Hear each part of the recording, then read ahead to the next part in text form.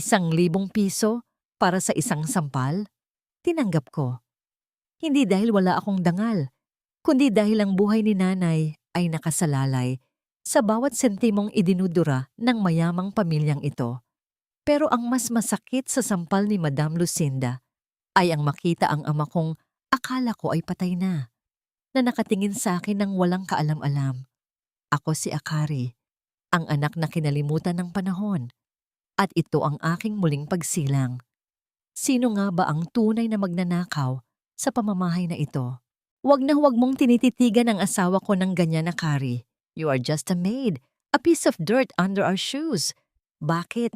Akala mo ba ay papansinin ka ng isang Don Ricardo Valderrama? Isang pulubing amoy araw at basahan na katulad mo? Ang boses ni Madam Lucinda ay parang latigo na humahagupit sa pandinig ni Akari, puno ng puot at panghahamak. Sa loob ng marangyang sala ng mansyon, bawat salita ng babae ay tila mantsa na humahalay sa katahimikan ng paligid. Nakaluhod si Akari sa malamig na sahig na gawa sa mamahaling marmol. Ang kanyang mga kamay, nagasgas, at may mga kalyo sa pagtatrabaho ay mahigpit na nakahawak sa isang basahang basa. Sa harap niya ay ang sapatos ni Don Ricardo, isang pares ng mamahaling balat na sapatos na bahagyang nadungisan ng putik. Kanina pa siya doon, matiyagang pinupunasan ng dumi, tinitiis ang pananakit ng kanyang mga tuhod at ang bigat ng kanyang dibdib. Kahit hindi siya tumingala, damang-dama ni Akari ang nanunuot na tingin ni Lucinda. Ngunit ang mas nagpapahirap sa kanya ay ang presensya ng lalaking nakaupo sa malambot na sofa, ilang pulgada lamang ang layo sa kanya. Si Don Ricardo. Ang lalaking sa loob ng 20 taon ay inakala niyang nilamon na ng apoy at kinalimutan na ng lupa. Ang lalaking bida sa bawat kwento ni nanay bago sila matulog sa ilalim ng tagpi-tagping bubong. I'm sorry, madam, hindi ko po sinasadya. Mahinang tugon ni Akari. Ang bawat salita ay parang bubog na bumabara sa kanyang lalamunan. Sa mga sandaling iyon, ang tanging nasa isip ni Akari ay ang kanyang ina na nakaratay sa ospital. Ang mga reseta ng gamot na hindi pa nabibili. Ang banta ng mga doktor na ititigil ang operasyon kung hindi mababayaran ang deposito. Para sa kanyang ina, handa siyang maging alikabok. Handa siyang maging tuntungan ng mga taong ang tingin sa kanya ay mas mababa pa sa basura. Narinig ni Akari ang pagbukas ng pahayagan ni Don Ricardo.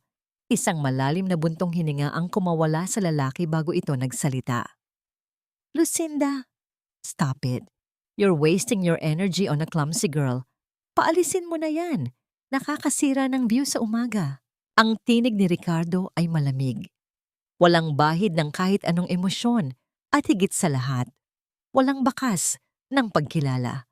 Para sa kanya, si Akari ay isa lamang sa maraming katulong na dumaan sa kanyang mansyon. Isang mukha na walang pangalan, isang anino na walang halaga. Tila tumigil ang pag-ikot ng mundo ni Akari. Ang basahang hawak niya ay unti-unting nabasa, hindi ng tubig mula sa timba, kundi ng mga luha na hindi niya mapigilang pumatak. Napakagatlabi siya, pilit na pinipigilan ng anumang tunog na maaaring lumabas sa kanyang bibig. Ang sakit ay nagsimulang gumapang mula sa kanyang puso patungo sa bawat himaymay ng kanyang katawan.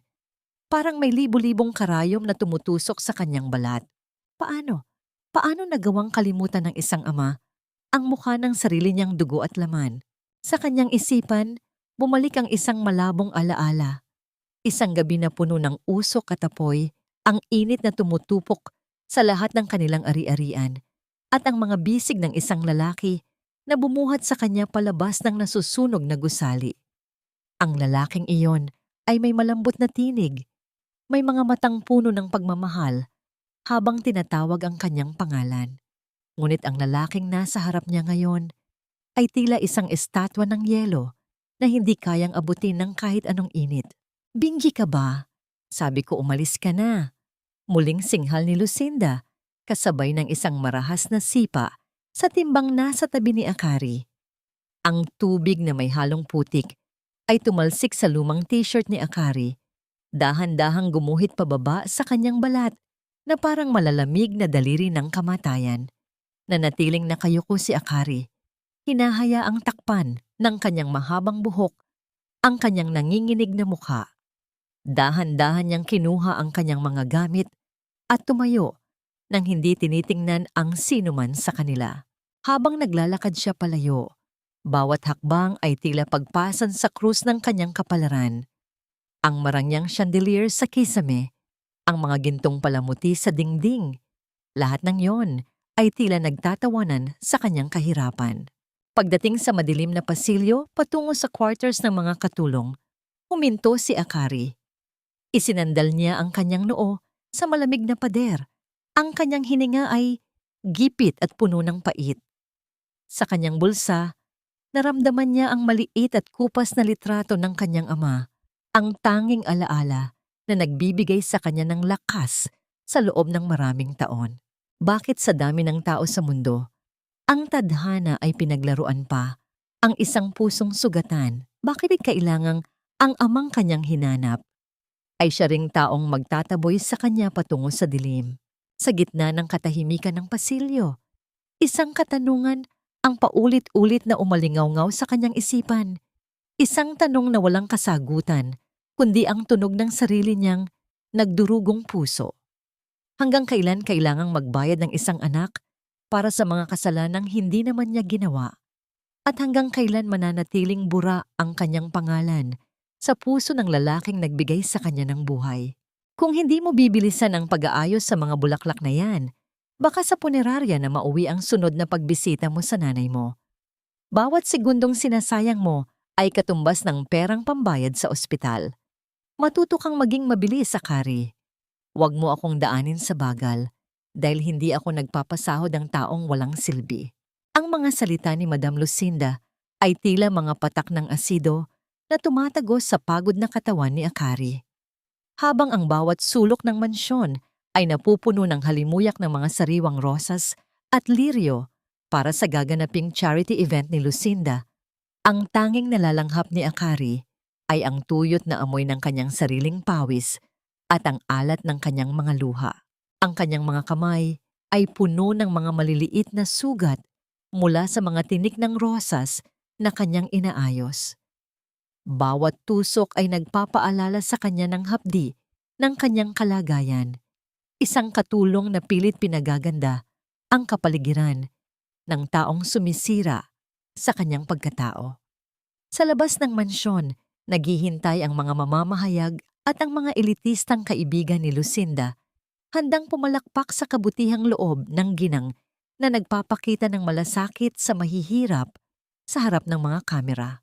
Opo, madam, malapit na po itong matapos, sagot ni Akari, habang ang kanyang boses ay tila isang mahinang kalansing ng basag na kampana. Kaninang umaga lamang, bago siya pumasok sa trabaho, dumaan siya sa pampublikong ospital. Ang imahe ng kanyang ina na si Nanay Liza na maputla, payat, at hirap sa paghinga sa ilalim ng lumang bentilador ay nakaukit sa kanyang isipan. Ang doktor ay diretsahang nagsabi sa kanya, kailangan ng deposito para sa operasyon bago matapos ang linggo. Kung hindi, ay baka hindi na kayanin ng puso ng kanyang ina ang susunod na atake. Ang sakit na nararamdaman ni Akari ay hindi na lamang nasa kanyang puso. Ito ay naramdaman niya sa kanyang sikmura na humihilab sa gutom, sa kanyang mga binti na nanginginig sa pagod, at sa kanyang paningin na paminsan-minsan ay nagdidilim. Ang bawat pagtibok ng kanyang puso ay tila isang mabigat na hakbang sa isang mahabang disyerto na walang katapusan. Nang pumasok si Don Ricardo sa silid, tumigil ang mundo ni Akari.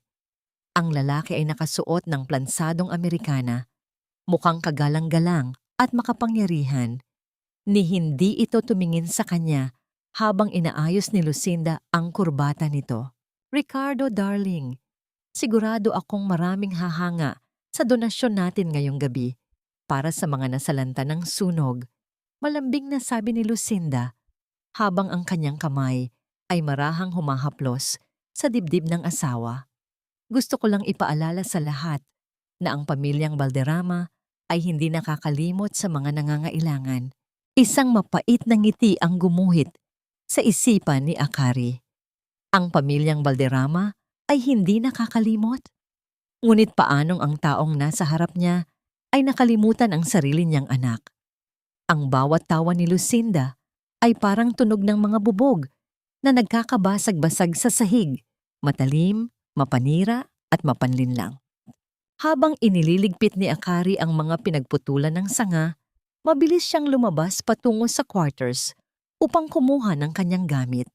Ngunit sa pagmamadali, hindi niya napansin na naiwan niyang bukas ang kanyang lumang bag sa gilid ng hagdanan.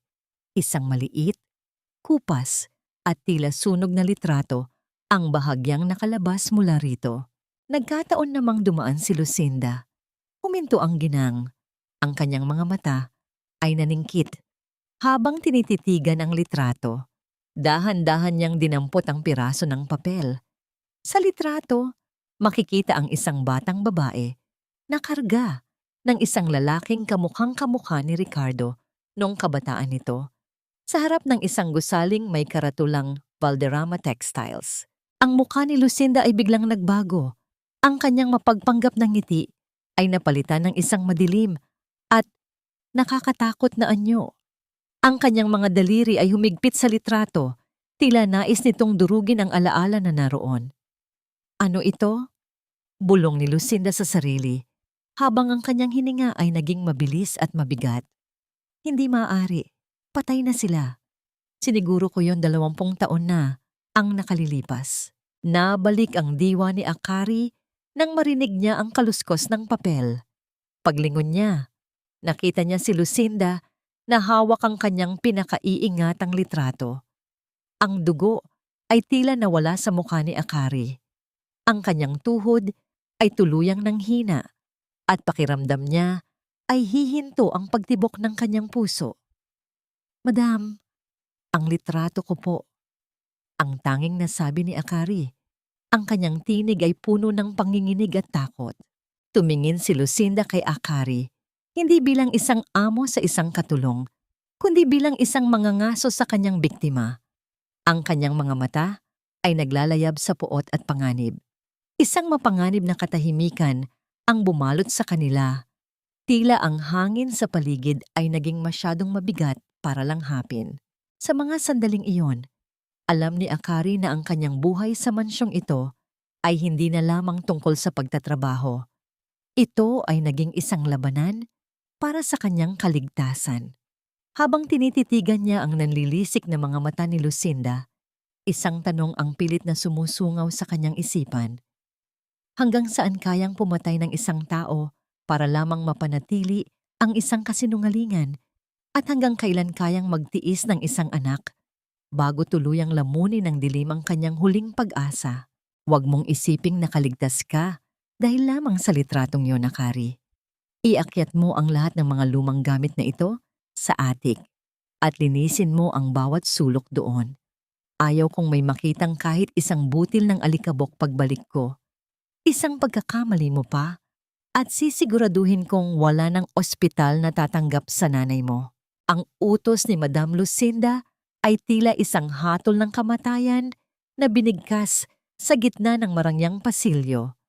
Ang susi na inihagis nito ay lumikha ng isang matalas na tunog sa sahig, isang tunog na gumising sa katahimikan ng mansyon at nagdulot ng panginginig sa mga kamay ni Akari. Habang bitbit ang mabibigat na kahon, ang bawat baitang ng hagdan patungo sa pinakamataas na bahagi ng bahay ay tila isang pag-akyat sa bundok ng mga pasakit. Ang attic ay isang lugar na matagal nang hindi nabubuksan, isang libingan ng mga alaala na pilit na ibinabaon sa limot. Sa bawat hakbang ni Akari, ang hangin ay nagiging mas masusungit, pununo ng amoy ng luma at nangingitim na kahoy. Nang mabuksan niya ang pinto, ang dilim ay tila sumalubong sa kanya, kasunod ng makapal na alikabok na sumasayaw sa ilalim ng manipis na sinag ng araw na dumadaan sa maliit na bintana. Ang bawat alikabok ay tila abo ng nakaraang pilit na ibinabaon sa limot. Mga labi ng isang buhay na matagal nang kinuha sa kanya. Sinimulan ni Akari ang paglilinis. Ang kanyang mga balikat ay kumikirot sa bawat pagkuskos. Ang kanyang likod ay tila mababali na sa pagod.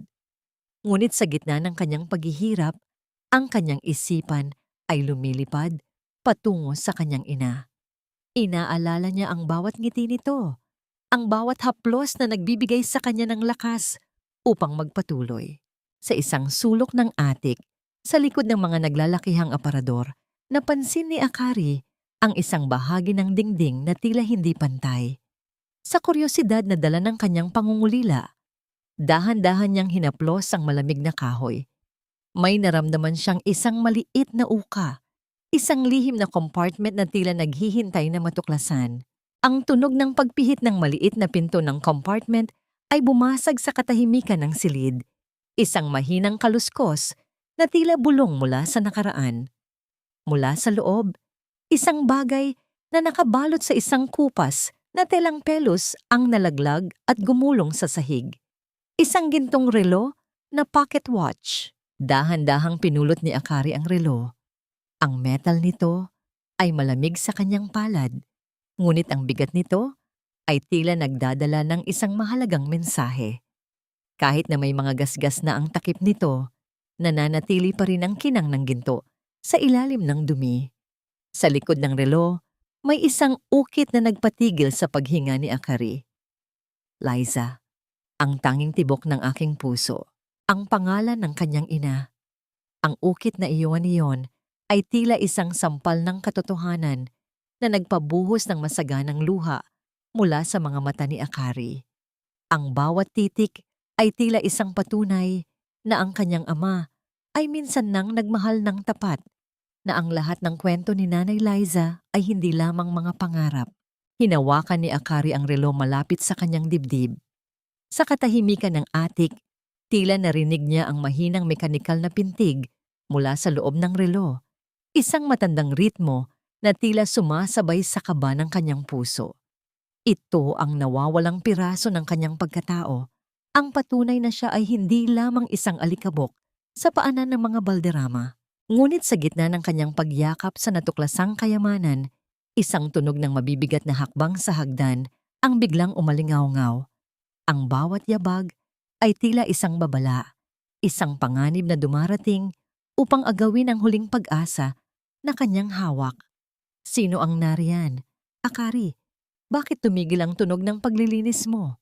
Ang boses ni Don Ricardo ay narinig mula sa labas ng pinto. Ang boses na yon na dati ay nagbibigay sa kanya ng takot, ngayon ay nagdadala ng isang matinding pait at pangungulila. Mabilis na itinago ni Akari ang relo sa loob ng kanyang bulsa. Ang kanyang puso ay tila nais nang kumawala sa kanyang tadyang sa tindi ng kaba. Bakit kailangang sa gitna ng paghahanap sa katotohanan ay palaging may anino ng panganib? Hanggang kailan kayang itago ng isang anak ang kanyang tunay na pangalan sa harap ng taong dapat sana ay nagbibigay sa kanya ng proteksyon? At anong mangyayari kapag ang amang nawala sa alaala ay biglang tumayo sa harap ng pintuan ng katotohanang matagal nang ipinagkait sa kanya? Anong itinatago mo sa iyong likuran, Akari? Bakit parang nakakita ka ng multo sa sarili mong anino? Ang boses ni Don Ricardo ay bumasag sa katahimikan ng atik. Tila isang malamig na hanging dumaan sa siwang ng luma at marupok na pintuan. Pagpasok niya, ang bawat hakbang sa sahig na gawa sa kahoy ay lumikha ng isang mahinang langit-ngit na tila mga daing ng mga alaalang matagal nang naipit sa ilalim ng bigat ng panahon. Mabilis na isinuksok ni Akari ang gintong relo sa kailaliman ng kanyang bulsa. Ang kanyang mga daliri ay nanginginig habang pilit na pinapakalma ang mabilis na tibok ng kanyang puso. Wala po, Don Ricardo. Nagulat lang po ako sa inyong pagdating. Tinatapos ko na po ang paglilinis, sagot ni Akari. Habang ang kanyang mga mata ay nananatiling nakayuko, iniiwasang magtama ang kanilang mga paningin. Tumingin si Ricardo sa paligid ng madilim na silid. Ang kanyang mga mata ay tila naglalakbay sa mga lumang kagamitan, sa mga alikabok na sumasayaw sa liwanag at sa figura ng dalagang nasa harap niya. May kung anong kurot sa kanyang dibdib, isang pamilyar na hapdi na hindi niya maipaliwanag, ngunit mabilis din itong napalitan ng kanyang nakasanayang panlalamig.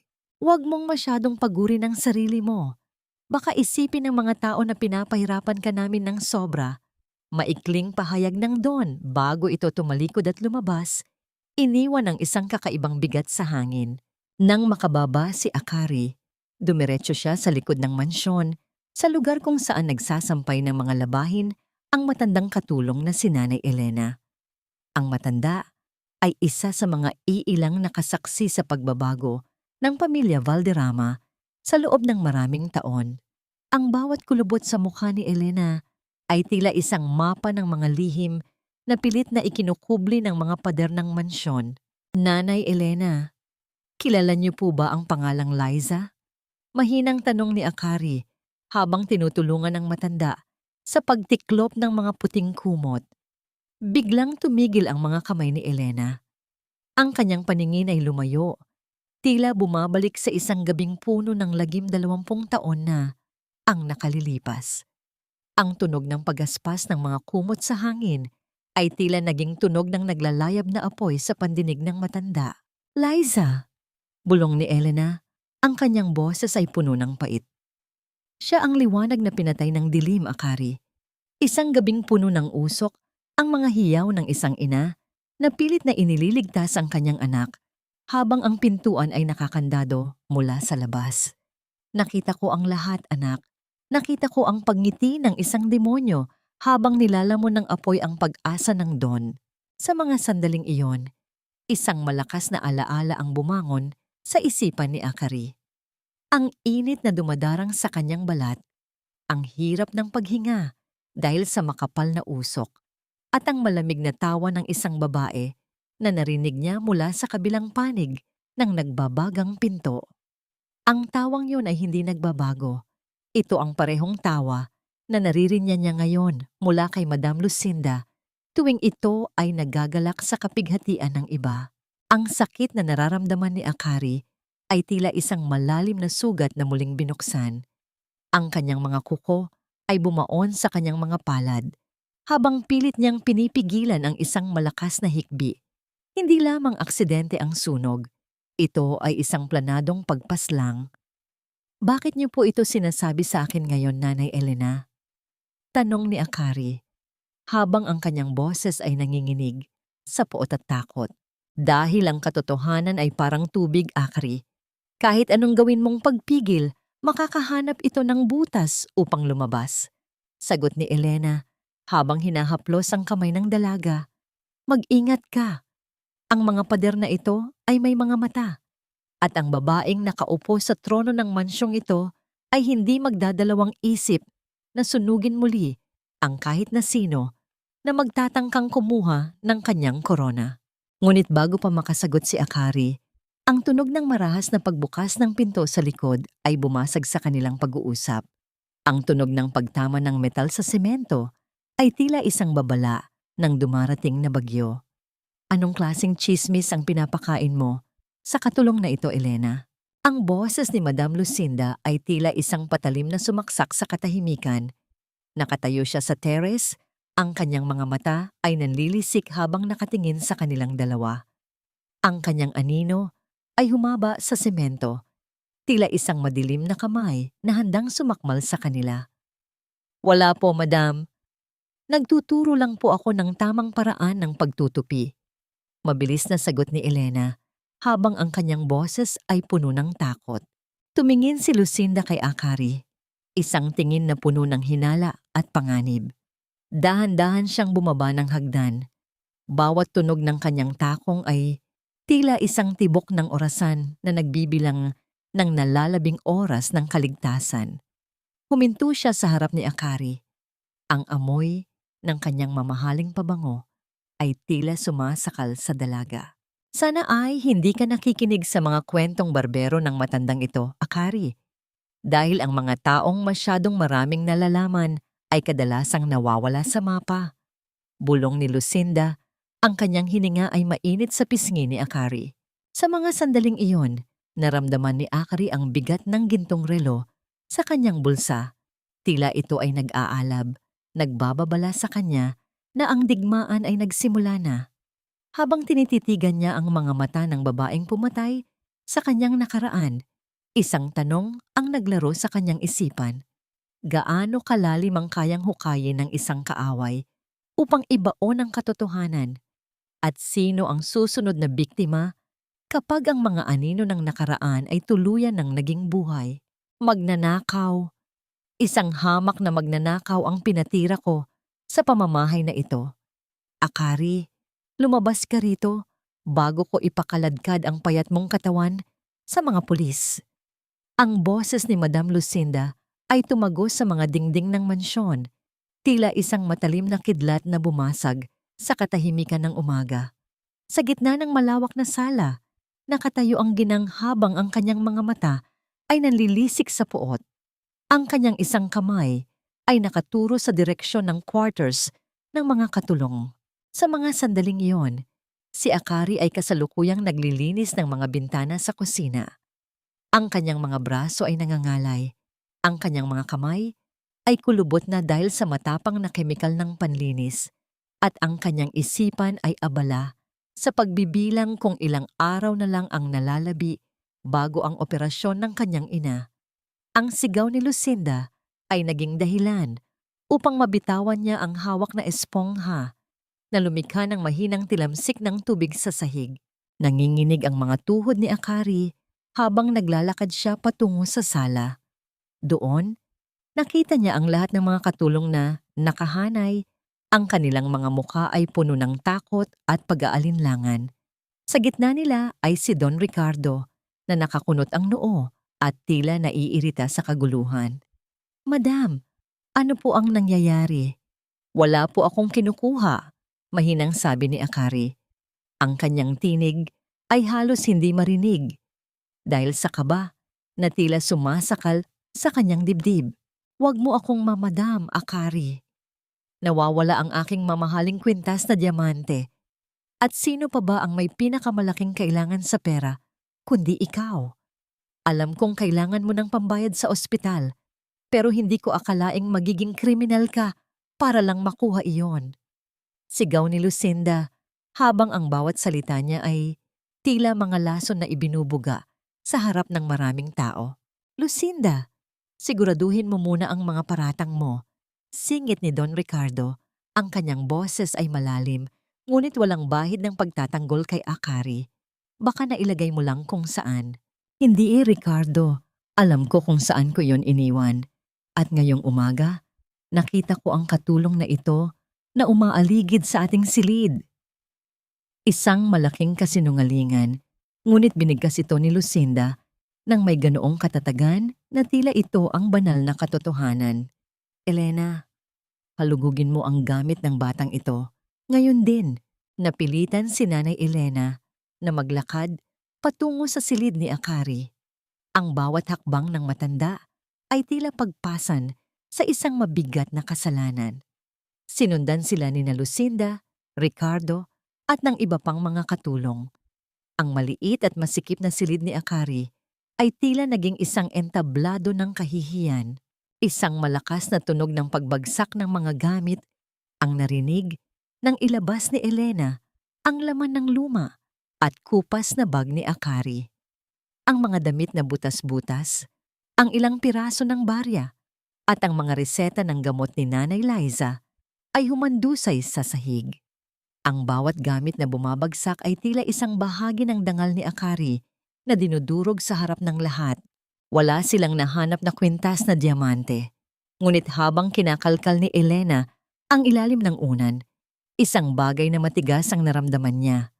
Sa utos ni Lucinda, inilabas ito ng matanda. Ang gintong relo. Ang sinag ng araw mula sa maliit na bintana ay tumama sa ginto ng relo na nagbigay dito ng isang nakasisilaw na kinang sa gitna ng karumihan ng silid. Nabura ang galit sa mukha ni Lucinda at napalitan ito ng isang mapanuring na ngiti. "Ito ba ang hindi mo kinukuha, Akari? Tanong ni Lucinda habang dahan-dahang kinukuha ang relo mula sa kamay ni Elena. Isang gintong relo na pag-aari ng pamilya Valderrama. Paano mo maipaliliwanag na nasa ilalim ito ng iyong unan? Tumingin si Don Ricardo sa relo. Ang kanyang mga mata ay lumaki. Ang kanyang hininga ay tila nabitawan sa hangin. Ang pintig ng kanyang puso ay bumilis habang tinititigan ng pamilyar na disenyo ng relo na matagal na niyang inakalang nawala sa gitna ng apoy. Iyan ang relo ko, bulong ni Ricardo. Ang kanyang boses ay nanginginig sa pagkalito at hindi maipaliwanag na sakit. Don Ricardo, hindi ko po iyan ninakaw. Natagpuan ko po iyan sa atik. Hindi natapos ni Akari ang kanyang sasabihin dahil isang malakas at masakit na sampal ang dumapo sa kanyang pisngi. Ang tunog ng sampal ni Lucinda ay tila isang putok ng baril sa katahimikan ng silid. Napasandal si Akari sa pader.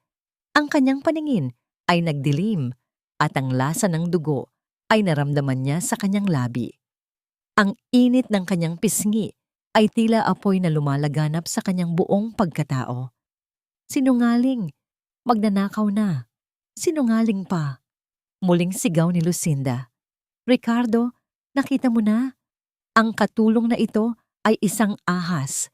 Ninanakaw niya ang mga alaala mo para ibenta at gawing pera. Tumingin si Akari kay Ricardo. Ang kanyang mga mata ay puno ng luha at pagsusumamo. Umaasa siya na makikita niya ang kahit kaunting awa, ang kahit kaunting pagkilala sa mga mata ng kanyang ama. Ngunit ang nakita niya ay ang pagkadismaya at ang lamig na tila yelo na bumabalot sa puso ng lalaki. Umalis ka na sa paningin ko, Akari, ang tanging nasabi ni Ricardo, habang ang kanyang kamay ay mahigpit na nakahawak sa relo. Huwag na huwag ka nang lalapit sa akin. Habang nakaluhod sa gitna ng kanyang mga nagkalat na gamit, naramdaman ni Akari ang tindi ng kawalan ng katarungan. Ang bawat patak ng kanyang luha ay tila isang sumbat sa langit. Ang gintong relo na dapat sana ay maglalapit sa kanya sa katotohanan ay naging dahilan pa ng kanyang tuluyang pagbagsak. Bakit sa mundong ito, ang salita ng isang mayaman ay tila batas, habang ang katotohanan ng isang mahirap ay itinuturing na basura? Hanggang kailan kailangang dumanas ng ganitong uri ng paghihirap ang isang pusong wala namang hangad, kundi ang mabuhay ang kanyang ina? At ano ang gagawin ni Akari ngayong ang tanging hawak niyang alas ay naging mitsapa ng kanyang sariling kapahamakan? Lumayas ka na sa paningin ko. Ang presensya mo rito ay isang mantsa na hindi ko kayang tiisin sa tahanang ito. Ang mga salitang yon ni Don Ricardo ay paulit-ulit na umaalingaw-ngaw sa isipan ni Akari. Mas masakit pa kaysa sa sampal na tinanggap niya kanina. Sa labas ng mansyon, ang langit ay tila nakikiramay sa kanyang pighati. Ang malakas na buhos ng ulan ay humahampas sa mga dahon ng puno at ang bawat patak na tumatama sa bubong ay lumilikha ng isang mabigat at malungkot na himig na tila ba ang kalikasan mismo ay tumatangis para sa kanya. Sa loob ng malawak at tahimik na library, pumasok si Akari ng hating gabi na. Hindi siya umalis. Sa kabila ng pagtataboy ni Ricardo, kailangan niyang manatili para sa kanyang ina. Pinilit niyang lunukin ang kanyang dangal, kahit na ang bawat paghinga niya ay tila may kasamang bubog. Hawak ang isang lumang balde at basahan. Sinimulan niyang punasan ang mga mantsa ng tubig sa sahig malapit sa bintana. Ang tanging tunog sa silid ay ang mahinang pagkuskos ng tela sa kahoy. Hindi niya napansin na sa dulo ng silid, nakaupo si Don Ricardo sa kanyang malaking silya. Tanging isang maliit na lampara ang nagbibigay ng liwanag. Hawak ng lalaki ang gintong relo. Pinapaikot-ikot ito sa kanyang mga daliri, habang ang kanyang mukha ay nababalot ng matinding kalituhan. Bakit narito ka pa? Ang boses ni Ricardo ay narinig sa gitna ng kadiliman. Hindi na ito kasing talas ng kanina, ngunit puno pa rin ng distansya. Napatalon sa gulat si Akari. Don Ricardo? Pasensya na po.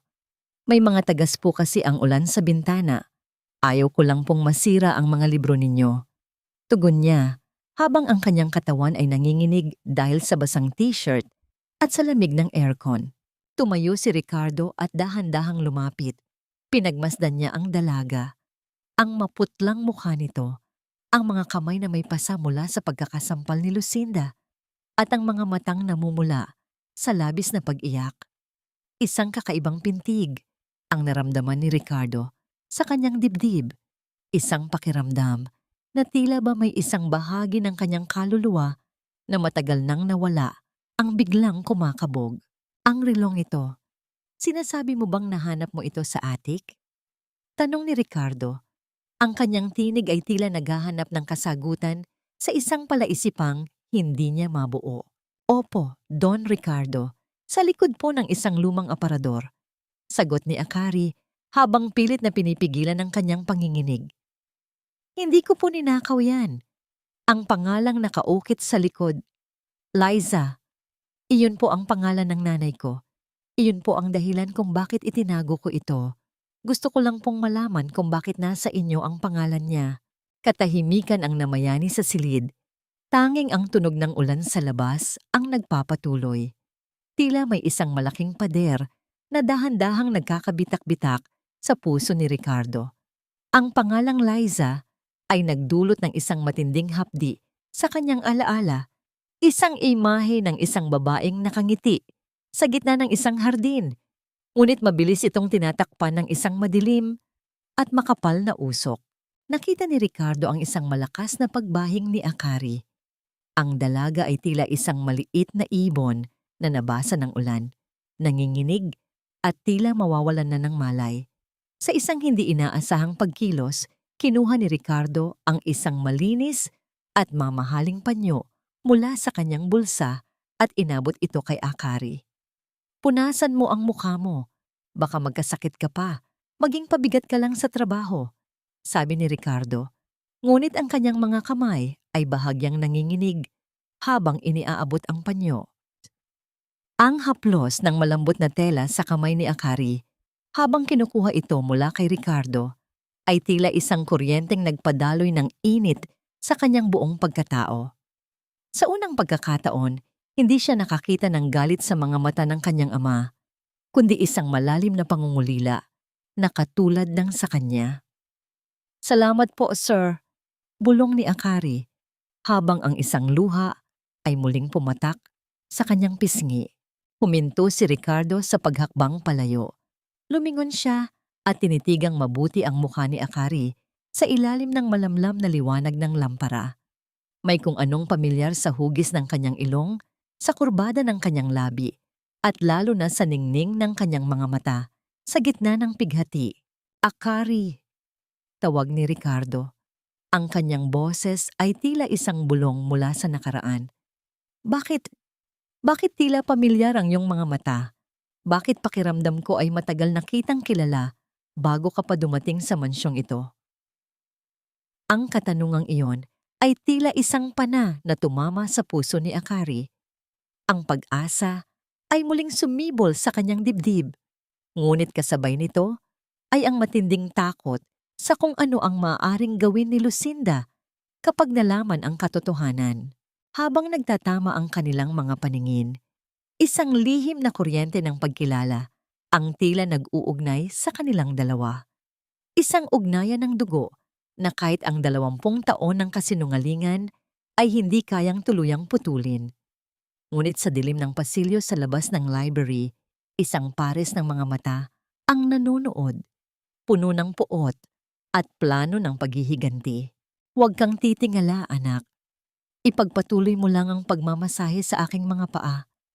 Pero makinig ka ng mabuti sa bawat sasabihin ko. Alam ko kung sino ka talaga, Akari. Ikaw ang batang ipinaglaban ni Liza sa gitna ng nagbabagang apoy, 20 taon na ang nakalilipas. Ang bulong ni Nanay Elena ay tila isang malakas na kulog na yumanig sa buong pagkatao ni Akari. Sa loob ng maliit at madilim na quarters ng mga katulong, tanging ang amoy ng luma at maanghang na linyemento ang namamayani. Nakaluhod si Akari sa sahig, ang kanyang mga kamay ay marahang minamasahe ang namamagang mga binti ng matanda. Isang payak na gawa ng pagkalinga na naging daan sa pagbubukas ng isang katotohanang matagal nang nakakubli. Tila tumigil ang pagdaloy ng dugo sa mga kamay ni Akari. Ang kanyang hininga ay naging gipit at ang bawat kalamnan sa kanyang katawan ay nanigas sa matinding gulat. Ang mundong kanyang kinatatayuan ay tila umiinog ng mabilis habang ang bawat salita ni Elena ay nagsisilbing mga piraso ng salamin na bumabaon sa kanyang puso. Nanay Elena, ano po ang sinasabi ninyo? Mahinang tanong ni Akari. Ang kanyang boses ay nanginginig sa takot na baka ang lahat ng ito ay isa lamang panaginip. Nakita ko ang lahat, Akari. Patuloy ni Elena habang ang kanyang mga mata ay nakapikit ng mahigpit. Tila pilit na inaalala ang isang gabing nais na niyang ibaon sa limot. Nakita ko ang paglock ni Madam Lucinda sa pintuan ng opisina bago sumiklab ang apoy. Narinig ko ang pagmamakaawa ng iyong ina, ang boses ni Liza na humihingi ng tulong habang ang usok ay dahan-dahang lumalamon sa inyong silid. Hindi aksidente ang sunog. Anak, isa iyong mitya na sinindihan ng kamay ng isang demonyo. Bawat salitang binigkas ng matanda ay parang mabigat na alon na paulit-ulit na humahampas sa puso ni Akari. Sa bawat katotohanan kanyang naririnig, lalo lamang lumalalim ang sugat na matagal na niyang pilit tinatakpan. Nanatili siyang tahimik, ngunit sa loob niya ay tila may bagyong unti-unting lumalakas. Mahigpit niyang pinagtagpo ang kanyang mga kamay upang pigilan ang panginginig ng kanyang mga daliri. Hindi niya alam kung alin ang mas masakit, ang mga lihim na ngayon lamang nabunyag o ang katotohanang napakatagal siyang nabuhay nang hindi alam ang buong kwento. Hindi niya maiwasang mapatitig sa kawalan. Ang babaeng buong paggalang niyang tinawag na Madam, sa loob ng maraming taon ay may malalim palang kaugnayan sa trahedyang nagpabago sa takbo ng kanilang buhay mag-ina. Bakit? Bakit ngayon niyo lang ito sinabi sa akin? Bakit hinayaan ninyong manatiling bulag si Don Ricardo? Tanong ni Akari, habang ang mga luha ay mabilis na gumuguhit sa kanyang mga pisngi, tumatulo sa sahig na tila mga butil ng ulan na walang katapusan. Dahil lang takot, ay isang bilangguan, Akari. Tinakot ako ni Lucinda na papatayin ang pamilya ko kung magsasalita ako. At si Ricardo, binigyan siya ng mga gamot na pampalimot. Pinuno ang kanyang isipan ng mga kasinungalingang ikaw at ang iyong ina ay matagal nang wala sa mundong ito. Sagot ni Elena, kasabay ng isang malalim at paos na buntong hininga. Pero nang makita kitang muli, nang makita ko ang mga mata mong katulad ng kay Ricardo, alam kong hindi na ako maaring manahimik. Hinawakan ni Akari ang nanginginig na mga kamay ng matanda. Ito ang kanyang kakampi sa gitna ng masukal na kagubatan ng mga Valderrama. Ngunit sa likod ng kagalakan ng pagkakaroon ng saksi ay ang matinding pangamba para sa kaligtasan ni Nanay Elena. Sa mansyong ito, ang katotohanan ay isang lason at ang bawat nakakaalam nito ay nasa ilalim ng banta ng kamatayan. Salamat po, Nanay Elena. Pangako, hindi ko po hahayaang masayang ang inyong tapang. Bulong ni Akari, habang ang kanyang determinasyon ay dahan-dahang nabubuo sa gitna ng kanyang pighati. Ngunit sa gitna ng kanilang madamdaming pag-uusap, ang hangin sa loob ng silid ay tila naging mas mabigat. Isang mahinang tunog ng langit-ngit ng pinto ang narinig mula sa labas. Isang tunog na tila isang babala ng isang nanunubok na anino. Ang anino sa ilalim ng siwang ng pinto ay dahan-dahang humaba. Isang madilim na figura na tila isang kobra na naghihintay ng tamang sandali upang tumuklaw. Nanlaki ang mga mata ni Elena habang nakatingin sa pinto. Ang kanyang mukha ay nawalan ng kulay at ang kanyang hawak sa kamay ni Akari ay humigpit ng labis na tila ba doon siya kumukuha ng huling lakas. Sino ang nakikinig sa kabila ng pader? Sino ang nag-aabang sa bawat salitang binitawan ng katotohanan? Sa loob ng mansyong puno ng lihim, ang bawat pader ay may mga mata, at ang bawat bulong ay maaaring maging huling hininga ng isang tao. Habang tinititigan ni Akari ang pintuan, isang tanong ang pilit na sumisigaw sa kanyang isipan. Handa na ba siyang harapin ang bagyong darating? O tuluyan na silang lalamunin ng dilim bago pa man sumikat ang araw ng katarungan? Akari, wala na siyang oras. Kung hindi natin siya maooperahan sa loob ng 20 oras, bibigay na ang puso ng nanay mo. Kailangan namin ang deposito ngayon din. O kailangan nating ihanda ang sarili natin sa pinakamasakit na mangyayari. Ang tinig ng doktor sa kabilang linya ng telepono ay tila isang hatol ng kamatayan na bumasag sa huling pag-asa ni Akari. Nakatayo siya sa madilim na sulok ng kusina. Ang kanyang mga kamay ay mahigpit na nakahawak sa handset ng telepono. Ang kanyang mga kuko ay bumabaon sa plastik. Hanggang sa mamuti ang kanyang mga dulo ng daliri. Ang bawat salitang binitawan ng doktor ay tila isang malakas na hampas sa kanyang dibdib na nag-iiwan ng isang butas na hindi na kailanman mapupuno. Habang ang ulan sa labas ay dahan-dahang tumitila, ang bagyo sa loob ng puso ni Akari ay lalong tumitindi. Wala siyang ibang matatakbuhan. Wala siyang ibang mahihilingan. Sa gitna ng kanyang kawalan ng pag-asa, dahan-dahan siyang naglakad patungo sa opisina ni Madam Lucinda. Bawat hakbang ay tila pagpasan sa isang krus na gawa sa bakal, mabigat, malamig, at puno ng kalawang na humihiwa sa kanyang balat. Nang makapasok siya, nakita niya si Lucinda na komportabling nakaupo sa kanyang silyang balat. May hawak na baso ng alak at isang piraso ng papel na nakalatag sa mesa. Ang ginang ay tila naghihintay. Ang kanyang mga mata ay nagniningning sa isang tagumpay na hindi pa man nangyayari ay alam na niyang sa kanya na mapupunta. Madam, nagmamakaawa po ako. Ang nanay ko po, kailangan niya ng operasyon ngayon din, sabi ni Akari, habang dahan-dahan siyang lumuluhod sa harap ng mesa. Ang kanyang boses ay basag, puno ng pait at pagsusumamo na kahit ang bato ay lalambot, ngunit hindi ang puso ng babaeng nasa harap niya. Isang mapait na ngiti ang gumuhit sa mga labi ni Lucinda. Inabot niya ang isang ballpen at itinulak ang papel patungo kay Akari.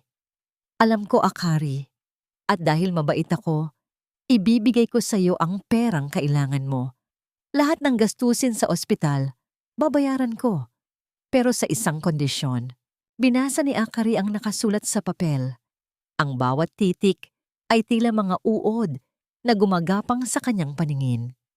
Ito ay isang kasunduan na nagsasabing kapalit ng pera para sa operasyon.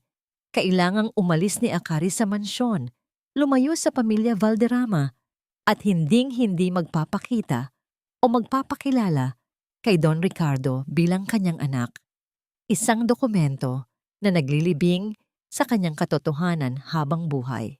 Pirirmahan mo ito at maililigtas mo ang nanay mo. Tatanggi ka at panoorin mo siyang mamatay na kasabay ng iyong mga pangarap.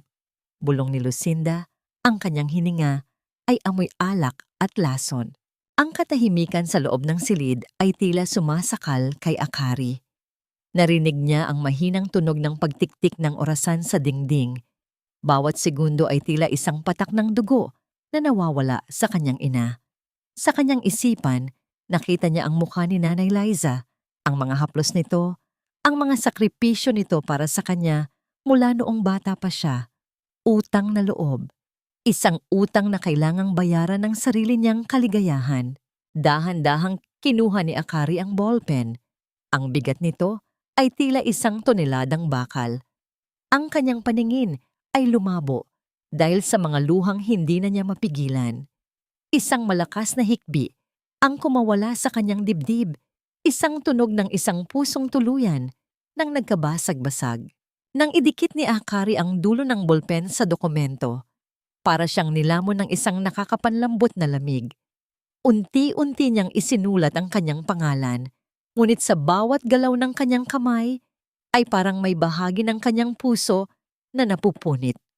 Ang bawat kurba, At bawat titik ng kanyang pirma ay tila marka ng isang sakripisyong hindi niya kailanman ginustong gawin.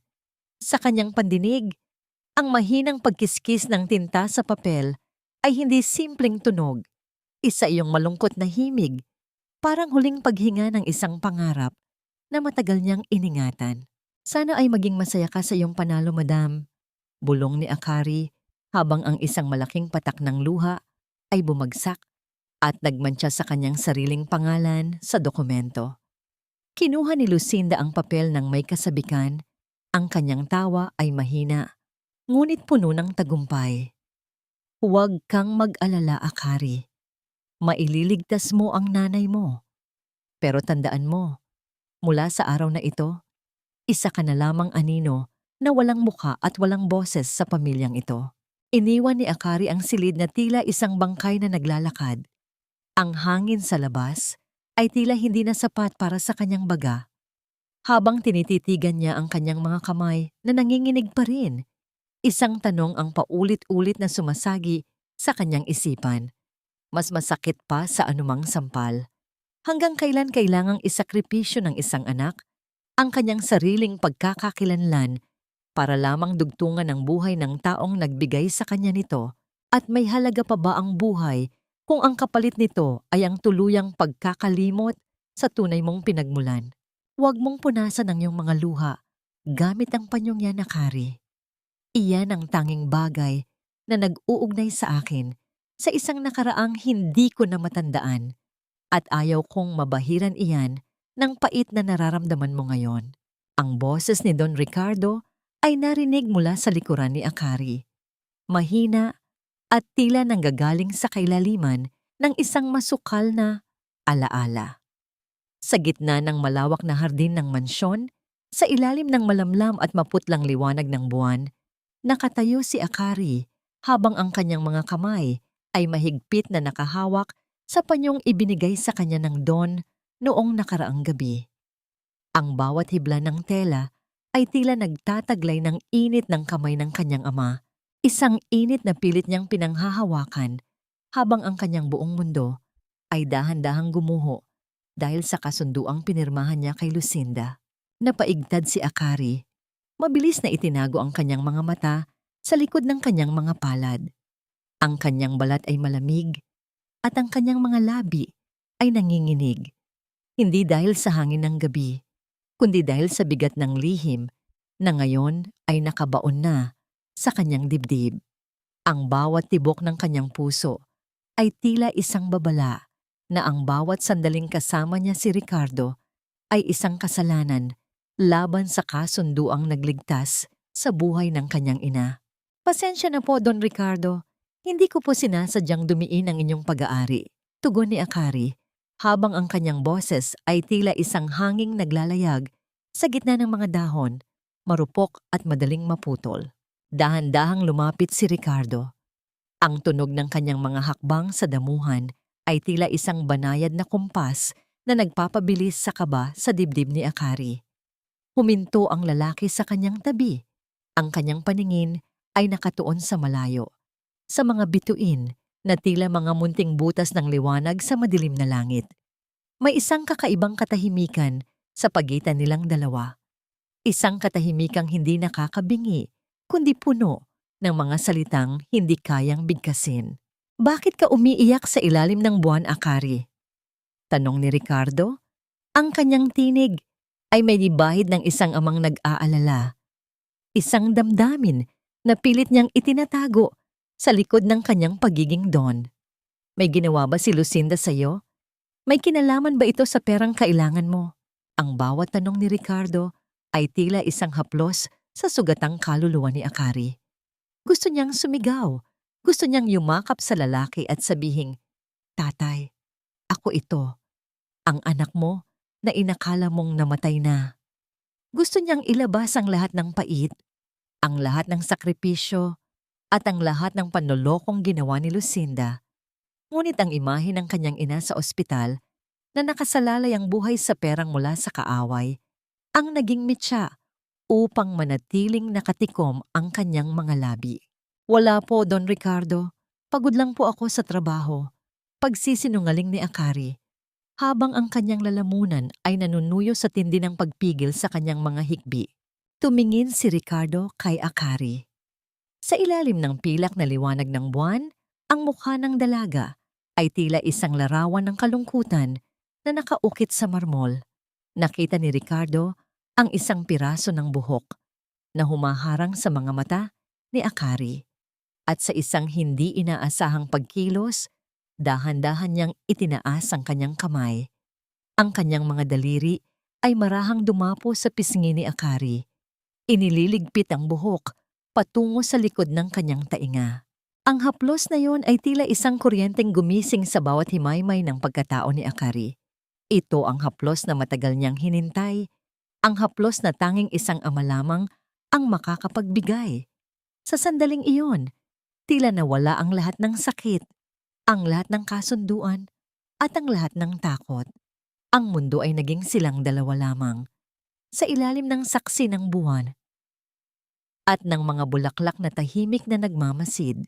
May kung anong pait sa iyong mga mata na tila pasan ng buong mundo, Akari. Bulong ni Ricardo. Ang kanyang mga mata ay nagniningning sa isang hindi maipaliwanag na emosyon. Pakiramdam ko, sa bawat luhang dumadaloy sa iyong pisngi, ay may bahagi ng aking puso na nawawala rin. Nilingon ni Akari ang lalaki. Ang kanilang mga mata ay nagtagpo. At sa lalim ng tingin ni Ricardo, nakita ni Akari ang anino ng lalaking kumuha sa kanya sa gitna ng apoy 20 taon na ang nakalilipas. Ang pader ng yelo sa puso ni Ricardo ay dahan-dahang natutunaw, pinalalitan ng isang init na tila nanggagaling sa kanilang magkaparehong dugo. Halos magkalapit na ang kanilang mga mukha, isang sandali na lamang, at ang katotohanan ay maaaring bumulwak mula sa kanilang mga puso. Ngunit ang mahiwagang sandaling iyon ay biglang naputol ng marinig ang isang mahinang tunog ng pagsara ng pinto mula sa itaas na palapag. Ang tunog ng matitigas na takong sa terrace ay tila isang babala ng isang darating na panganib. Sa itaas ng terrace, nakatayo si Madam Lucinda. Ang kanyang figura ay isang madilim na anino laban sa liwanag ng silid sa likuran niya.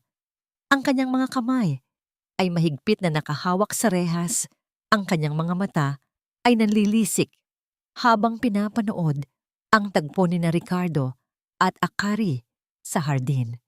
Ang kanyang mukha ay nababalot ng isang nakakatakot na ngiti. Isang na ng ngiting nagsasabing ang kasunduang pinirmahan ni Akari ay simula pa lamang ng kanyang tunay na pagdurusa. Mabilis na lumayo si Akari mula kay Ricardo. Ang kanyang puso ay tila nais nang kumawala sa kanyang dibdib dahil sa takot.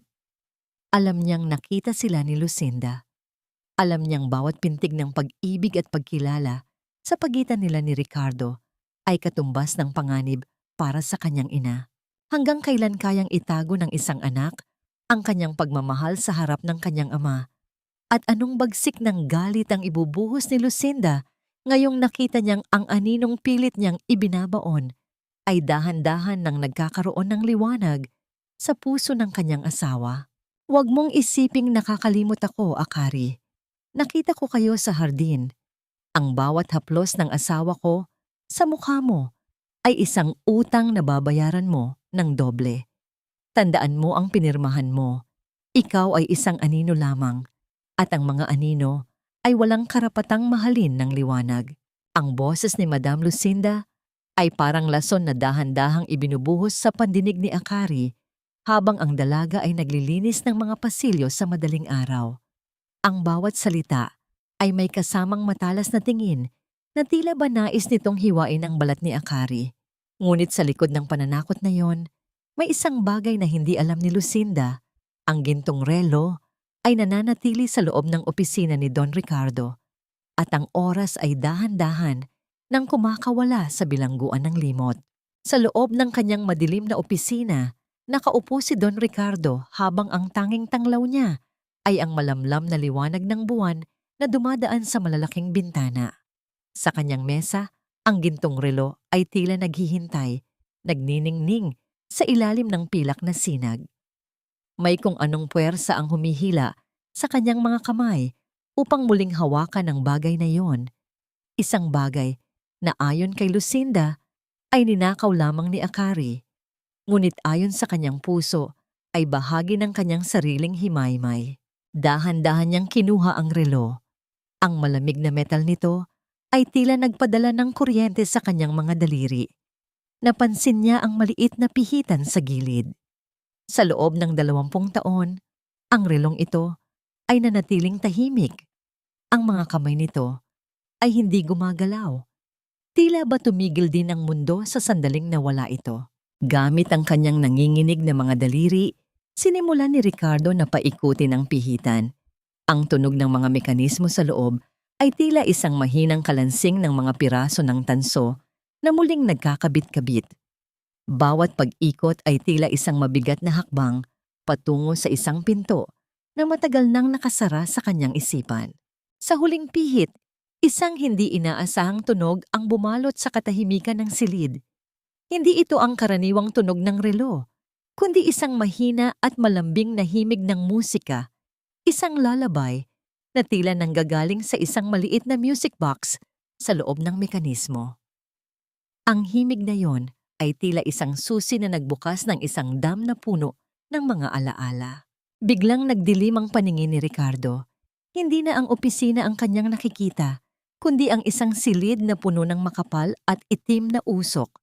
Ang init ay tila dumadarang sa kanyang mukha, at ang amoy ng nasusunog na tela ay naging malinaw sa kanyang pangamoy. Narinig niya ang isang boses na puno ng pagmamahal, ngunit puno rin ng takot. "Ricardo, iligtas mo ang anak natin. Huwag mo kaming iwan dito." Nakita niya ang isang babaeng nakasuot ng puting bestida. Ang buhok nito ay mahaba at ang mga mata ay puno ng luha habang yakap-yakap ang isang maliit na batang babae. Ang babaeng yon ay hindi si Lucinda. Ang babaeng yon ay may mga matang katulad ng kay Akari. Mga matang nagniningning sa gitna ng pighati. Ang sakit sa ulo ni Ricardo ay tila isang malakas na hampas ng maso. Napahawak siya sa kanyang sentido. Ang kanyang hininga ay naging gipit at mabigat. Ang bawat tibok ng kanyang puso ay tila sumasabay sa himig ng relo. Isang ritmo ng nakaraang pilit na ibinabaon ni Lucinda sa pamamagitan ng mga gamot at kasinungalingan. Hindi, bulong ni Ricardo, ang kanyang boses ay nanginginig sa matinding baha ng emosyon.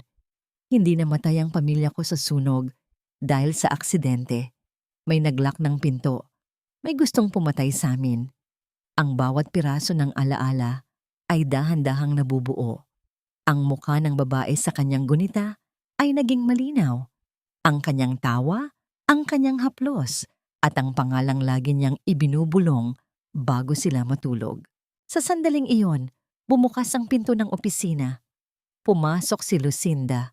May dalang baso ng gatas na may nakatagong gamot.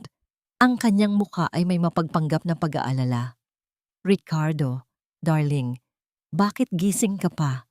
Kailangan mong inumin ang gamot mo para hindi ka na muling maguluhan." Malambing na sabi ni Lucinda, ngunit ang kanyang mga mata ay naningkit nang makita ang relong tumutugtog sa mesa. Tumingala si Ricardo. Ang kanyang mga mata ay hindi na puno ng kalituhan, kundi ng isang nagbabagang galit at isang matinding pagkilala. Ang bawal na pintuan ng kanyang alaala ay tuluyan ng nawasak, at ang katotohanan ay dahan-dahan nang lumalabas mula sa mga anino.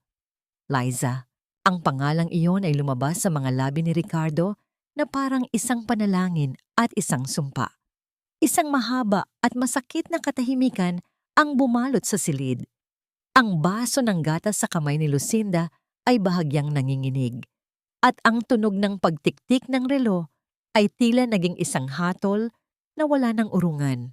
Paano haharapin ni Ricardo ang babaeng katabi niya sa loob ng 20 taon, ang babaeng pumatay sa kanyang kaligayahan? At ano ang gagawin ni Lucinda ngayong ang pangalang matagal na niyang ibinaon sa limot ay muling binuhay ng isang gintong relong, hindi tumitigil sa pag-ikot? Liza, Sino ang Liza na sinasabi mo, Ricardo? Darling, baka masyado ka lang pagod sa trabaho. Ang gatas na ito, ubusin mo na para mawala ang mga masasamang panaginip mo. Ang boses ni Madam Lucinda ay nanatiling malambing, ngunit ang kanyang mga mata ay nanginginig sa takot na pilit niyang ikinukubli sa likod ng isang mapanlinlang na ngiti. Habang ang bawat pagtiktik ng gintong relo ay tila isang hatol ng kamatayan sa kanyang mga pandinig. Mabilis niyang inagaw ang relo mula sa mesa at itinago ito sa kanyang likuran. Ang bawat segundo ng katahimikan sa loob ng opisina ni Ricardo ay tila isang lubid na dahan-dahang sumasakal sa leeg ng katotohanan. Lumipas ang ilang araw at ang mansyon ng mga Valderrama ay binalot ng isang mapanlinlang na kagalakan. Isang malaking charity gala ang inorganisa ni Lucinda. Isang gabi ng marangyang kasuotan, mamahaling alak, at mapagpanggap na kawanggawa. Ang malawak na sala ay napuno ng mga bulaklak at ang tunog ng mga biolin ay naglalayag sa hangin. Tila pilit na tinatabunan ang mga lihim na dahan-dahan nang kumakawala mula sa mga pader. Para kay Akari, ang gabing ito ay naging isang impyerno sa lupa. Bilang bahagi ng plano ni Lucinda na hiyain ang dalaga, pinilit siyang magsuot ng isang lumang t-shirt na katulong na sadyang pinunit-punit sa bandang balikat at puno ng mantsa ng grasa. Inutusan siyang magsilbi ng mga inumin sa gitna ng mga bisitang elitista. Ang kanyang mukha ay kailangang manatiling nakayuko habang ang bawat tawanan ng mga tao ay tila mga sampal sa kanyang dangal. Akari, punasan mo ang natapong alak sa sapatos ng ating bisita. Ngayon din, huwag mong ipakita ang katamaran mo sa harap ng maraming tao. Utos ni Lucinda nang may mataas na tinig, sapat upang marinig ng lahat at maging dahilan ng paglingon ng mga panauhin. Nakaluhod si Akari sa gitna ng maraming tao. Ang kanyang mga kamay ay nanginginig habang pinupunasan ng sapatos ng isang matandang babaeng nakatingin sa kanya ng may pandidiri. Ang bawat bulong ng mga bisita, ang bawat mapanghusgang tingin, ay tila mga bubog na bumabaon sa kanyang puso. Ngunit sa likod ng kanyang kahihiyan, ang tanging iniisip ni Akari ay ang kanyang ina, si Nanay Liza, na dahan-dahan nang bumabangon mula sa operasyon. Sandaling nagtagpo ang mga mata ni na Ricardo at Akari sa gitna ng karamihan. Nakatayo si Ricardo sa dulo ng hagdan. Ang kanyang mukha ay puno ng matinding pighati at galit habang pinapanood ang pagtrato ni Lucinda sa sarili niyang dugo.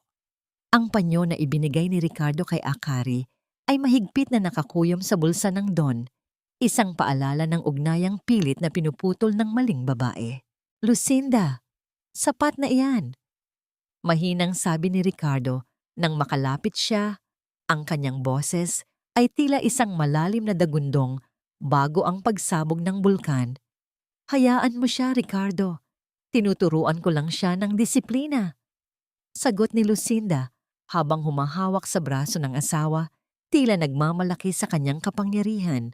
Ngunit ang kagalakan ni Lucinda ay biglang naputol nang ang malalaking pintuan ng mansyon ay bumukas ng marahas. Ang tunog ng pagtama ng pintuan sa dingding ay tila isang hudyat ng pagsisimula ng katapusan. Ang musika ng biolin ay biglang huminto at ang bawat bisita ay napalingon sa direksyon ng pasukan. Mula sa labas, pumasok ang isang matandang babae na nakaupo sa isang wheelchair, itinutulak ng isang nurse. Kahit na maputla pa rin at mahina mula sa operasyon, ang kanyang mga mata ay nagniningning sa isang determinasyong hindi kayang buwagin ng kahit anong apoy. Ang kanyang puting bestida ay tila isang bandila ng katarungan sa gitna ng madilim na gabi. Si Nanay Liza. Ang katahimikan sa loob ng mansyon ay tila naging isang mabigat na kumot na bumalot sa lahat. Ang bawat paghinga ay tila narinig sa gitna ng gulat. Napabitaw si Lucinda sa braso ni Ricardo. Ang kanyang mukha ay nawalan ng kulay, naging kasing puti ng papel. Ang baso ng champagne sa kamay ng isang bisita ay dahan-dahang nalaglag at nagkabasag-basag sa sahig. Ang tunog ng pagkawasak nito ay tila sumasabay sa pagguho ng imperyo ng kasinungalingan ni Lucinda. Ricardo, mahinang tawag ni Liza, ang kanyang boses ay puno ng pait, pag-ibig at 20 taon ng pangungulila. Tumingala si Akari, ang kanyang mga luha ay mabilis na dumaloy nang makita ang kanyang ina. Sa sandaling iyon, ang lahat ng takot ay nawala. Ang bawat sakripisyo, ang bawat sampal, at ang bawat piraso ng dangal na kinuha sa kanya ay tila nabayaran ng makita ang paghaharap ng kanyang mga magulang sa harap ng babaeng sumira sa kanilang buhay. Sino ang mananalo sa labanang ito? Ang babaeng nagtayo ng kanyang trono sa itaas ng mga abo o ang babaeng nagmula sa kamatayan upang bawiin ang kanyang pamilya? Sa loob ng marangyang mansyon na puno ng mga saksi, ang huling sayaw ni Lucinda ay dahan-dahan nang nauuwi sa isang malagim na trahedya para sa kanya. Anong ginagawa ng pulubing iyan sa aking pamamahay? Security! Paalisin ang babaeng yan ngayon din. Huwag ninyong hayaang madungisan ng dumi ng kalsada. Ang gabing ito, ang boses ni Madam Lucinda ay tila isang basag na plaka, matinis at puno ng desperasyon na pilit itinatago sa likod ng galit. Ang kanyang mga daliri ay mahigpit na nakakapit sa kanyang mamahaling bestida, sapat upang magusot ang tela, habang ang kanyang mga mata ay tila nais nang sumabog sa takot. Sa gitna ng malawak na sala, ang bawat panauhin ay tila naging mga estatwa ng yelo. Ang kanilang mga bulong ay napalitan ng isang nakabibinging katahimikan na tila ba ang hangin mismo ay tumigil sa pagdaloy. Hindi gumalaw ang mga bodyguard. Nakatayo lamang sila. Ang kanilang mga paningin ay nakatuon kay Don Ricardo na tila ba naghihintay ng hudyat mula sa tunay na hari ng mansyon. Dahan-dahang lumapit si Akari sa wheelchair ng kanyang ina. Lumuhod siya sa sahig. Ang kanyang mga kamay na may mantsa ng grasa ay humawak sa nanginginig na mga kamay ni Liza. Sa sandaling iyon, ang kahihiyan ng kanyang punit-punit na damit ay nawala. Ang bawat pangungutya ng mga elitista ay naging parang hangin na lamang na dumaan. Ang tanging mahalaga ay ang init ng balat ng kanyang ina. Ang patunay na ang lahat ng kanyang sakripisyo ay nagbunga. Nay, bakit po kayo narito? Hindi pa po kayo lubos na magaling. Bulong ni Akari. Ang kanyang mga luha ay bumabagsak sa mga hita ng kanyang ina. Tila mga butil ng kristal na nagpapatunay ng kanyang katapatan. Tiningnan ni Liza ang kanyang anak. Isang haplos ng pagmamahal ang ibinigay niya sa pisngi ni Akari bago tumingin ng diretso kay Don Ricardo. Naparito ako, Ricardo, hindi upang humingi ng limos. Naparito ako upang bawiin ang aming dangal na matagal nang ninakaw ng babaeng katabi mo. Ang boses ni Liza ay mahina, paos mula sa sakit, ngunit may bigat ng katarungan na tila isang malakas na agos ng tubig na bumubura sa bawat kasinungalingan. Dahan-dahang naglakad si Ricardo pababa ng hagdan. Ang bawat tunog ng kanyang sapatos sa marmol ay tila isang hatol na papalapit. Huminto siya sa harap ni Liza. Ang kanyang mga mata ay nagniningning sa pighati at unti-unting pagbabalik ng gunita. Ang himig ng gintong relo na narinig niya noong nakaraang gabi ay tila umuulit sa kanyang pandinig na nagpapatibay sa katotohanang nasa harap niya ngayon. Liza, ikaw nga ba yan? Ang boses ni Ricardo ay nanginginig, tila isang batang nawawala sa dilim at muling nakakita ng liwanag. Sabi ni Lucinda, namatay kayo sa sunog. Sabi niya, iniwan ninyo ako para sa ibang lalaki. Isang mapait na tawa ang kumawala sa mga labi ni Liza. Sunog? Oo, Ricardo. Ang sunog na mismong ang babaeng iyan ang nagmitsa. Ang pintong nakakandado mula sa labas habang kami ni Akari ay nalalamon ng usok.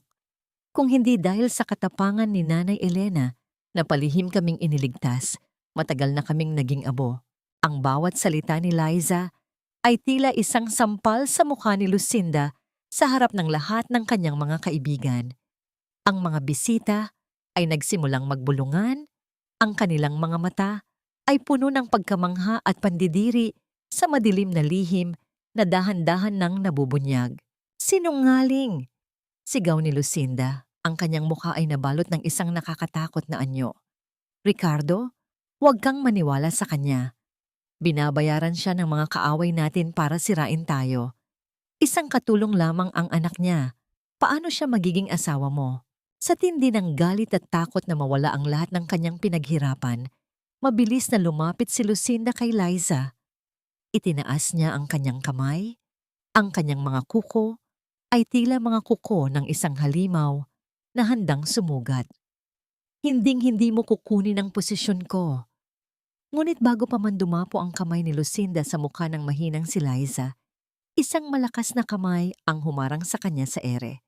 Hinawakan ni Ricardo ang braso ni Lucinda nang may matinding puwersa. Ang kanyang mga mata ay naglalayab sa puot na 20 taon na niyang kinikimkim sa kanyang subconscious. Ang tunog ng pagpisil ni Ricardo sa braso ni Lucinda ay tila isang babala ng isang tuluyang pagkawasak. Huwag mong susubukang hawakan ang asawa ko. Ang boses ni Ricardo ay malamig pa sa yelo. Bawat pantig ay tila isang hatol na wala ng urungan. Dahil bawat segundo na nanatili ka sa tabi ko, bawat pagsisinungaling mo ay babayaran mo simula sa gabing ito. Itinulak ni Ricardo si Lucinda palayo, sapat upang mawalan ito ng balanse at mapaupo sa malamig na sahig sa gitna ng kanyang sariling party.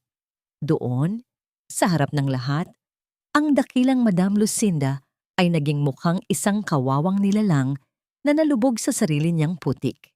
Nabalik ang diwa ni Akari nang marinig niya ang hikbi ng kanyang ama. Lumapit si Ricardo sa kanya.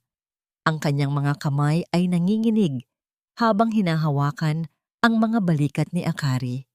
Patawarin mo ako, anak.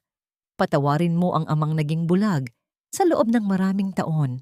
Sa sandaling iyon, ang bagyo ay dahan-dahan nang tumitila, ngunit ang hangin ay puno pa rin ng tensyon. Habang nakaupo sa sahig si Lucinda, ang kanyang mga mata ay hindi pa rin nagpapakita ng pagsisisi, kundi ng isang madilim na plano. Sa gitna ng tagumpay ng katotohanan, isang anino pa rin ang nag-aabang sa sulok. Sino ang tunay na magbabayad para sa 20 taon ng nawalang panahon?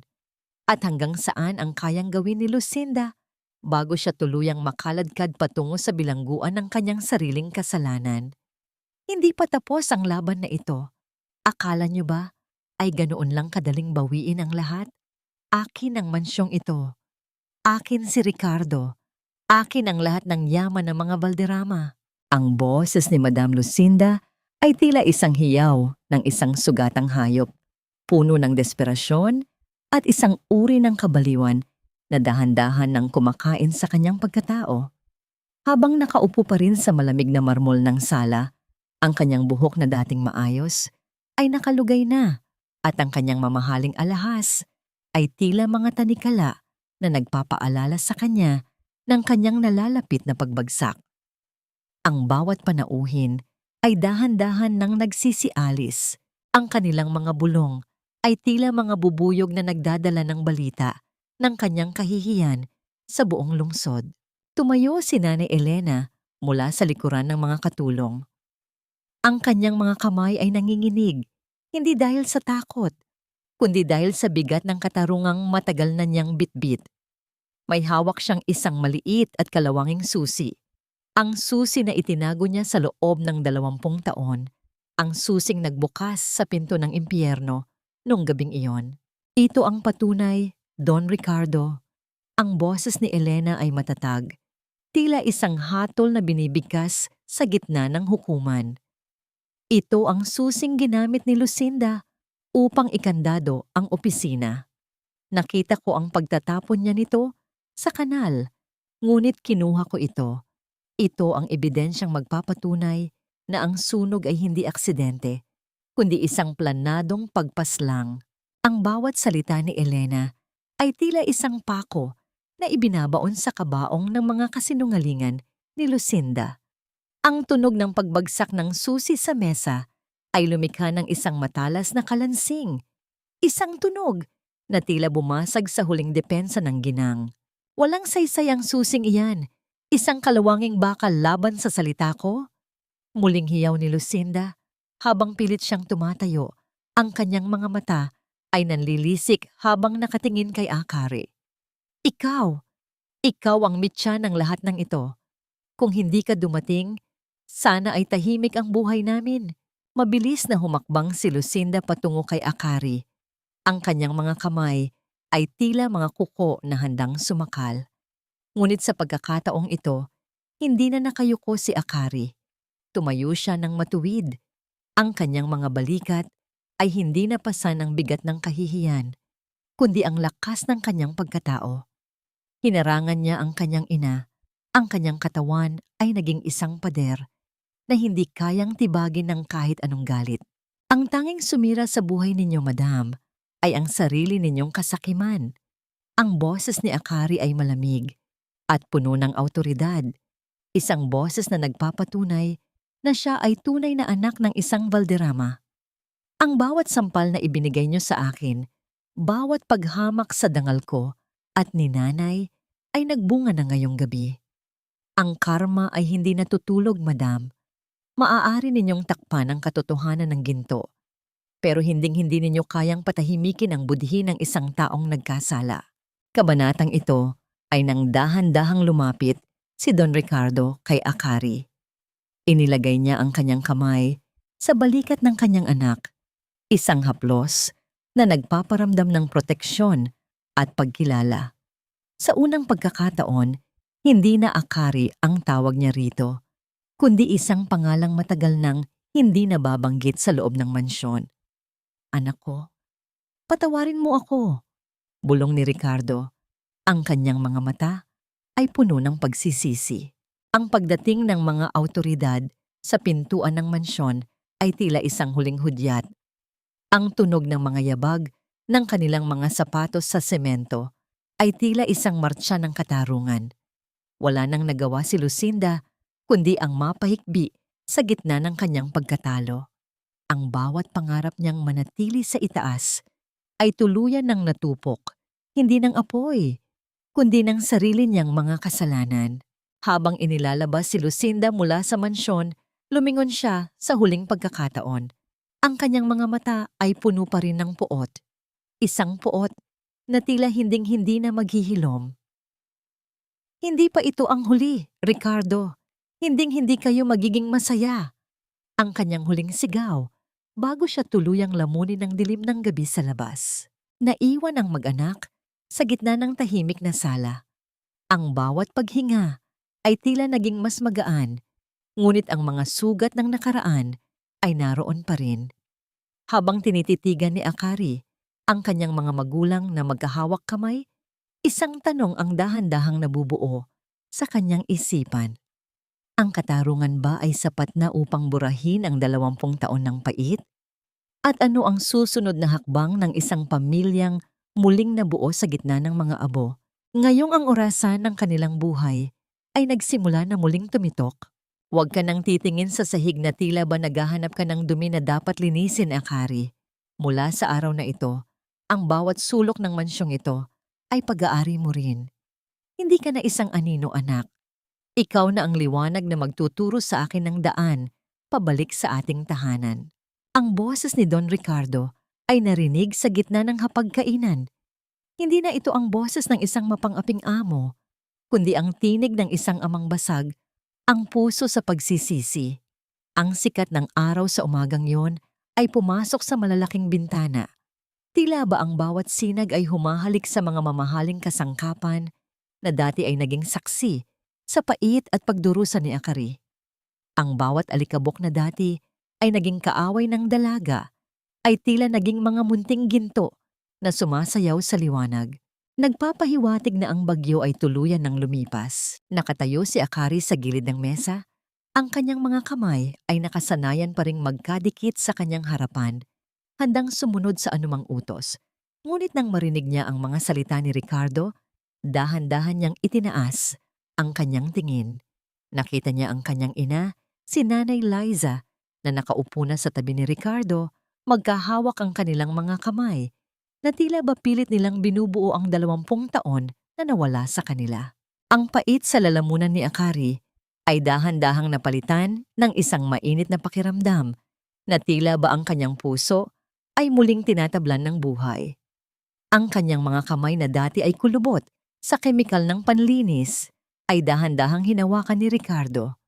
Ang bawat haplos ng kanyang ama ay tila isang gamot na naghihilom sa bawat sugat, bawat pasa, at bawat sampal na tinanggap niya sa loob ng mansyong ito. Tatay. Ang unang pagkakataon na binigkas ni Akari ang salitang iyon sa harap ni Ricardo. Ang boses niya ay nanginginig, tila isang maliit na bata na muling nahanap ang kanyang nawalang laruan sa gitna ng dilim. Hindi ko po kailangan ng yaman. Ang kailangan ko lang po ay ang hindi na tayo muling magkakahiwalay. Dahan-dahang kinuha ni Ricardo ang gintong relo mula sa kanyang bulsa. Sa pagkakataong ito, ang relo ay malinis na, nagniningning at tila bagong gawa. Inilagay niya ito sa gitna ng kanilang mga palad. Ang tunog ng dahan-dahang paggalaw ng mga kamay ng orasan ay narinig sa katahimikan ng silid, isang mahina at regular na ritmo na tila sumasabay sa tibok ng kanilang mga puso.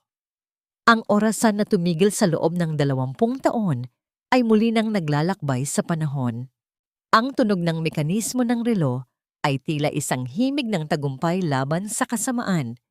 Inilagay ni Ricardo ang kadena ng relo sa kamay ni Akari, isang simbolo na ang panahon ng pagdurusa ay tapos na at ang oras ng kaligayahan ay nagsisimula pa lamang. Inayos ko ito para sa iyo, anak, bulong ni Ricardo, habang ang mga luha ay muling gumuguhit sa kanyang mga pisngi, upang ipaalala sa atin na kahit anong haba ng gabi, ang umaga ay darating at darating pa rin. Lumapit din si Nanay Elena. Dala ang isang mainit na tsaa. Ang matanda ay nakangiti na rin.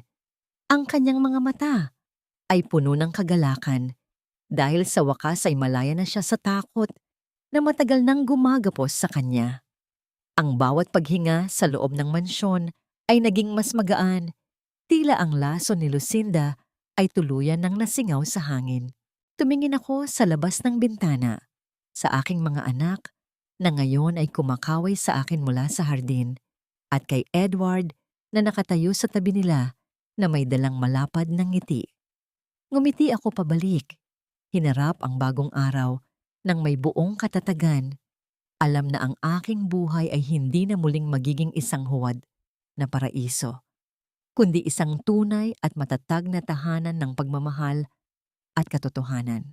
Habang tinititigan ni Akari ang dahan-dahang pag-ikot ng mga kamay ng gintong relo, isang katanungan ang pilit na nanatili sa kanyang isipan. Hindi na ito puno ng takot, kundi ng pag-asa. Paano nila itatayo ang isang bukas mula sa mga abo ng kahapon? At sapat na ba ang pagmamahalan upang burahin ang lahat ng peklat na iniwan ng nakaraan? Ngayong ang orasan ng kanilang buhay ay hinding-hindi na muling hihinto.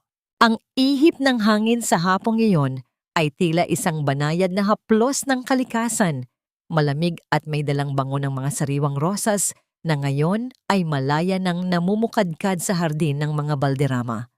Wala na ang mabigat na atmosfera na dati ay bumabalot sa bawat sulok ng mansyong ito. Ang mga pader na dati ay piping saksi sa mga hikbi at pananakot ni Lucinda ay tila nalinis na ng panahon, at ang bawat bintana ay nakabukas na ngayon upang papasukin ang liwanag ng pag-asa. Nakatayo si Akari sa gitna ng hardin. Hindi na suot ang kupas na t-shirt ng isang katulong, kundi isang simpleng puting bestida na nagpapakita ng kanyang tunay na ganda at dangal. Hawak niya ang kanyang mga libro. Muli na siyang nakabalik sa pag-aaral, at sa pagkakataong ito, hindi na niya kailangang magbilang ng barya para sa kanyang pamasahe o gamot ng kanyang ina. Sa di kalayuan, nakita niya ang kanyang mga magulang. Nakaupo si Nanay Liza sa isang kahoy na bangko. Ang kanyang muka ay may kulay na at puno ng buhay. Katabi niya si Don Ricardo, na dahan-dahang binabasa ang isang libro para sa asawa. Ang bawat sulyap ni Ricardo kay Liza ay puno ng debosyon. Tila ba pilit niyang binabawi ang bawat segundong ninakaw ng kasinungalingan. Wala na ang lamig sa mga mata ng Don. Ang makikita na lamang doon ay ang init ng isang lalaking nahanap na ang kanyang nawalang tahanan. Dahan-dahang kinapa ni Akari ang gintong relo sa kanyang bulsa. Inilabas niya ito at pinagmasdan ang dahan-dahang paggalaw ng mga kamay nito. Ang tunog ng mekanismo sa loob ay tila isang banayad na kumpas ng kapayapaan, isang ritmo na nagpapatunay na ang oras ay hindi nakalaban, kundi isang kakampi sa pagbuo ng mga bagong alaala. Napag-alaman nilang si Lucinda ay nananatili sa loob ng rehas, binabayaran ng bawat luha at dugo na kanyang pinadanak. Hindi man naging madali ang pagpapatawad, pinili ni na Akari at Liza na palayain ang puot sa kanilang mga puso. Hindi dahil karapat-dapat si Lucinda sa kapatawaran, kundi dahil karapat-dapat ang kanilang pamilya sa katahimikan. Ang pagpapatawad ay hindi nangangahulugang paglimot sa sakit, kundi ang pagpapasya na hindi nahayaang kontrolin ng nakaraan ng kanilang kinabukasan. Akari, halika na rito anak, nakahanda na ang merienda sa loob. Tawag ni Nanay Elena mula sa terrace. Ang matandang katulong ay nananatili sa kanila, hindi na bilang isang trabahador, kundi bilang isang mahalagang bahagi ng kanilang pamilya. Isang matamis na ngiti ang gumuhit sa mga labi ni Akari. Lumingon siya sa huling pagkakataon sa dahan-dahang paglubog ng araw. Ang langit ay nababalot ng kulay kahel at lila. Isang huling pagpupugay sa isang kabanatang natapos na at sa isang bagong simula na naghihintay. Natutunan ni Akari na ang tunay na yaman ay hindi matatagpuan sa ginto ng mansyong ito, kundi sa tibok ng puso ng mga taong nagmamahalan. Ang pag-ibig, tulad ng gintong relo, ay maaaring tumigil dahil sa hagupit ng trahedya, ngunit hanggat may isang taong handang magpihit ng pihitan ng pag-asa, muli at muli itong iikot upang magbigay ng bagong buhay. Dahan-dahang isinara ni Akari ang takip ng relo. Ang tunog ng paglapat ng metal ay tila isang tuldok sa isang mahabang kwento ng pighati. Humakbang siya patungo sa kanyang ama at ina. Ang bawat yabag niya sa damuhan ay tila isang pangako na hinding-hindi na muling magdidilim ang kanilang mundo.